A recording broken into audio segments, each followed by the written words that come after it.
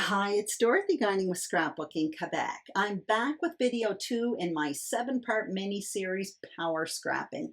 In this series, I'm sharing a fun and fast, streamlined approach to using collections. So yesterday on YouTube, I introduced the series. I shared my kit. It's 49 in Market Sunburst collection, along with some stash. And I'll put a link to that video below in case you missed it. In today's video, I'm going to be making paper packs, and next week in video 3, I'm going to be adding photos to paper and making some design plans. These 3 videos will complete the first segment of the series, organization, and honestly, more importantly, limiting choices. In the first video, I limited choices by selecting one collection. Today, I'm going to limit choices by creating paper packs. And in video 3, I'm going to further limit my choices. And by limiting my choices, I am making power scrapping possible. This video is mostly in real time, but there is a 1 minute and 20-second clip where I completely forget this and I unknowingly slip into the zone. So you are going to hear me mumble as I ponder my choices. Anyway, let's get started, mumbling and all. First, I want to show you what I did since video 1. So my entire kit is stored in this large Poppin desktop organizer. This came from Staples. I bought it last autumn. So you can see in the back here, I have all of my papers. In addition to that, I have a little envelope here with all of my simple stories templates for creating grids. I showed those in the video as well yesterday. All of the embellishing is towards the front. What I also did was one of the embellishment packs was called Laser Cut Elements, and those were embellishments that were in cardstock that had to be popped out. So what I did was I popped out all of the pieces and I put them in this envelope from the scrapbook.com. It's just kind of a rigid envelope, and I like this size because it's really fun for storing embellishments. So I'm not going to bring them all out, but I'm just going to give you an idea. Some of these are pretty detailed, which is why I debated whether or not I would pop them out, because when they are in their cardstock, these pieces that are super, super fine are somewhat protected. However, when they are in their cardstock, it's longer to play around with them if I want to play around with embellishing, to create clusters, and the idea of this series is to do things quickly. So I opted to punch them out. You can see in my envelope, some of them are in these folded over pieces of paper. The really detailed pieces, to protect them from this, I folded them over in pieces of paper, and I'm hoping that will keep them from getting wrecked. Anyway, that's what I decided to do with this. The packaging for that Laser Cut Elements, one side, of course, was the title or the information about the product, but the flip side, that would be this side here, you can see Vintage Artistry Tropical Foliage Laser Cuts. But the flip side was a sheet for fussy cutting. So you can see here, I did not fussy cut these. These are quite detailed. I have quite a few flowers in here already, but I will store it in the package in case I need more. But there were also these pieces, great for layering. So a frame, a map, carte postale, what do you call it? It is a, my gosh, it must be early in the morning today. It is a postcard. Yes, a postcard. And here we go with another map.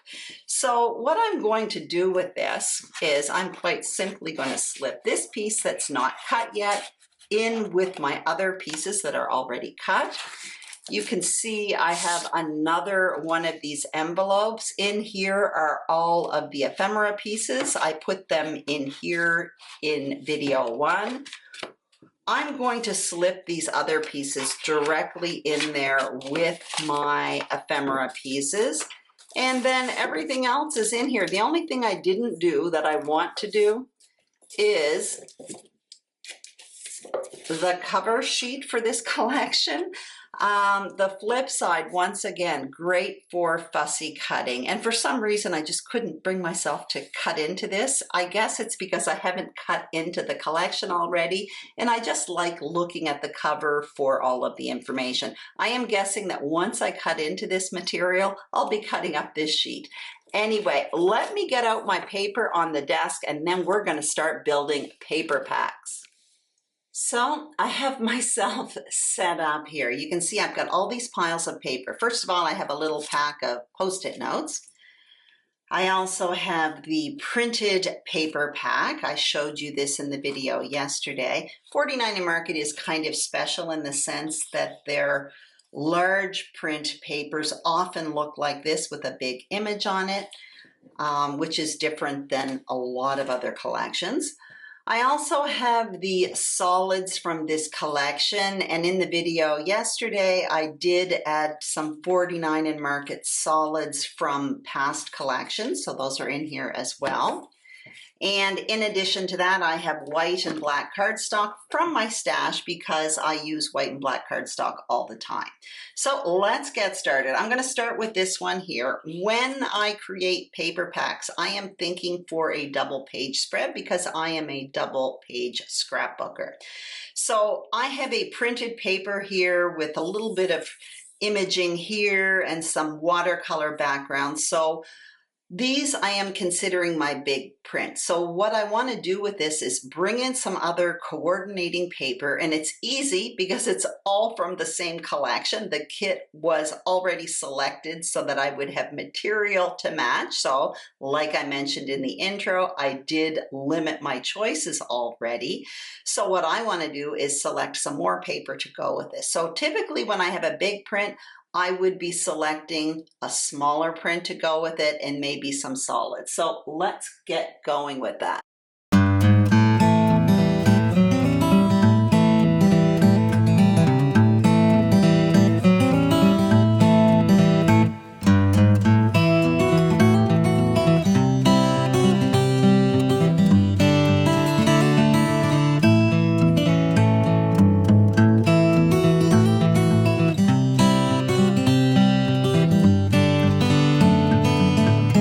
So here I go with paper pack number 1. I started with this seahorse paper here.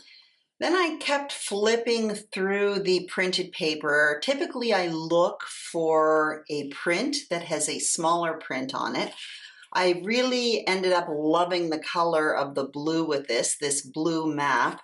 There was the stamp side. I could use that as well. I find it a little busy, but it would work. I really ended up loving this newsprint paper, and I just thought the pink worked really well with this. And this one isn't even from the Sunburst collection. This is from Vintage Everywhere, I think it's called, from 49 in Market. So I'm not going to overthink this. I do like how this looks together. I have more than enough to create a double page spread with mats. So what I'm going to do with that is quite simply take a little Post-it. I'm going to put it here. I'm going to work with it in video 3, but right now I have limited my choices for this paper pack, and I am going to put it in my little desk organizer here. So I'll put this to the side, and we are going to start with paper pack number 2. So I've already used this one. And when I purchased a second one of these papers, I mentioned I purchased it for the black and white side, so I'm going to leave the black and white side up now. Okay, so let me go with this green one right now. So this one has a lot of foliage at the bottom. I am going to consider this my main big print paper. So what I want to do right now is look for papers to coordinate with this, and I don't want it to be another giant print. So it's either going to be a tone on tone like this or some solids. So let me continue looking right now.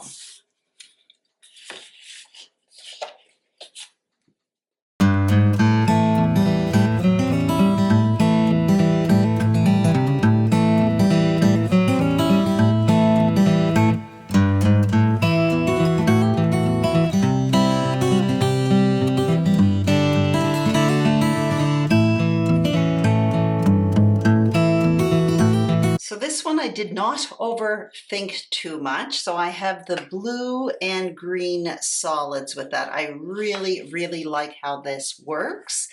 I do know myself and I find it a little dark, so I'm going to bring in some white cardstock with that. Maybe when I mat my photos, I will double mat them with some white. I'm not quite sure. I'm not landed at design right now. I just want to think about paper selection.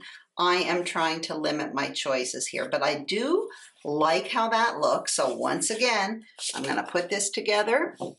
I am going to take a Post-it note, and I have paper pack number 2 already, and to reach way over here, but I'm going to put it in my organizer right now.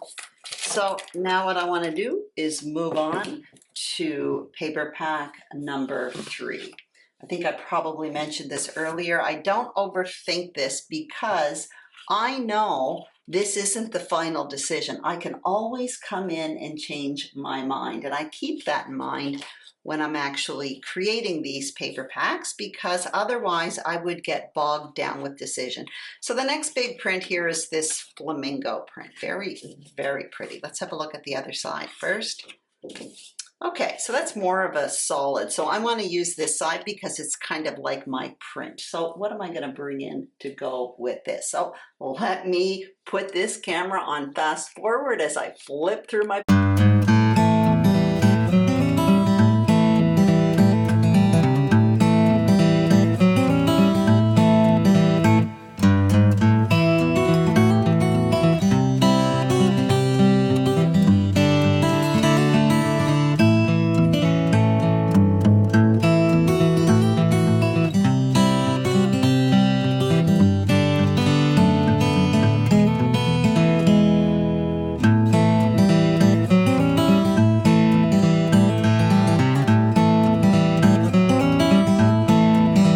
So here's what I did for paper pack number 3. I started with this pink flamingo, super, super pretty. Now I went through the rest of the pattern paper, including this black and white one, but I didn't think it went.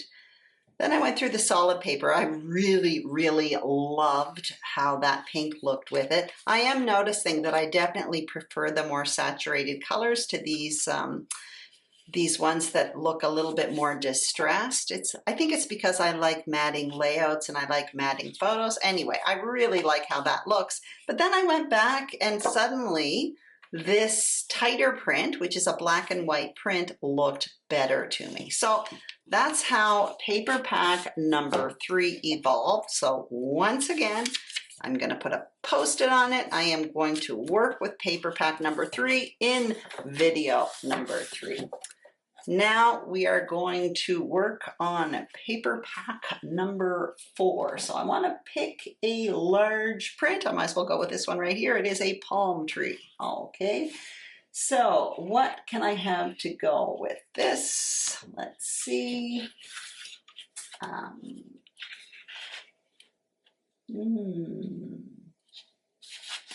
No, maybe, I'm not quite sure. Kind of like that. Okay, maybe I will do that. Let's just see here. Pink palm tree. Let's go through this here.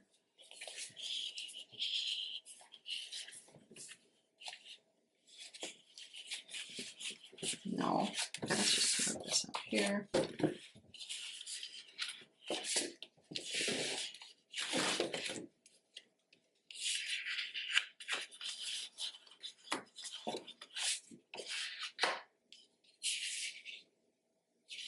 I like that. Let me just bring that in.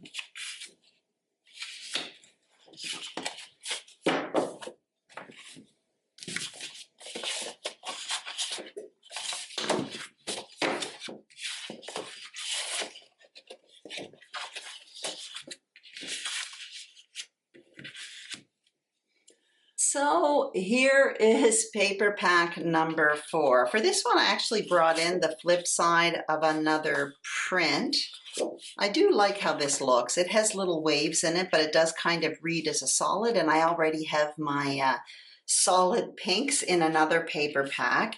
And I also like the brightness of this yellow here. Very, very pretty. So I'm happy with that. I think for this one, I'm going to bring in a bit of white as well. I don't know why. I'm just feeling that in my gut. Again, I can always change my mind here, but this is what is looking right to me at the moment. So I am happy with that. This is paper pack number 4. I am going to add another Post-it, put it in my organizer tray, and I'm going to start to work on paper pack number 5. And I'm probably getting to the end here. Well, this is kind of fun because this is definitely a well, tropical vacation that I will be documenting, by the way. So a big sunburst is kind of fun. What am I going to have to go with that? I'm not quite sure. Well, actually, I kind of like that newsprint, to be perfectly honest. So let's start with that. I'm going to keep this on. I'm not going to fast forward because my choices are really, really limited here. What I have are 2 pattern papers. One of them is a larger print. The other is a tighter print. So I'm going to go through my solids right now. What I am going to be documenting is a trip to Jamaica. Now, coincidentally, it seems that all I have left are green papers, and the color of the Jamaican flag happens to be yellow, black, and green. So I'm going to be bringing in green, even though you don't see it in my big print. There is a little bit of it here in the newsprint paper. So what I'm going to do is, I kind of like this dark green with it. Actually, that only gives me 3. This one I have 2 of. It is lighter. I could do that. That would give me more of an option. But I could do that, but the funny thing is I prefer the dark. You know what I'm going to do? I'm going to keep them all together because I barely have anything left anyway. I'm still limiting my choices.